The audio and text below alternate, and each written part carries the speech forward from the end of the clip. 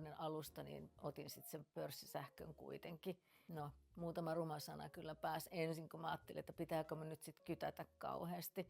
Mutta sitten mä oon ajatellut, että mun kulutus on niin pientä, että jos mä pesen pyykkiä tai tiskikoneen laitan päälle, niin ei se mun budjettia muuta suuntaan eikä toiseen tai kaada niin kuin taloutta.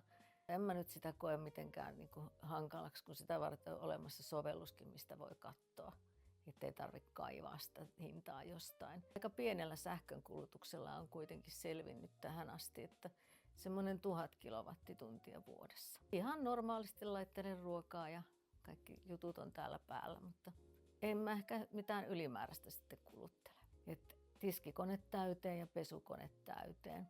No en mä kyllä koe, että mun tarvitsisi mistään tinkiä, vaikka mä säästäisinkin sähköä. Mä oon varmaan ehkä lapsuudessa oppinut siihen, että kun on ollut lämminvesivaraaja ja yösähkö käytössä, niin on tiennyt, että sitä tiskivettäkään ei niin kuin riitä sitten illaksi, jos läträä, suihkus ja muuta, että se lähtee tietysti ehkä sieltä. Sen mä huomaan, että tytär kun tulee kylään toinen, niin minkä takia täällä ollaan taas pimeässä on sitten ensimmäinen, kun hän on taas semmoinen, että hän tykkää, että on isot valot päällä ja mä oon just semmoinen, että mä tykkään olla hämärässä.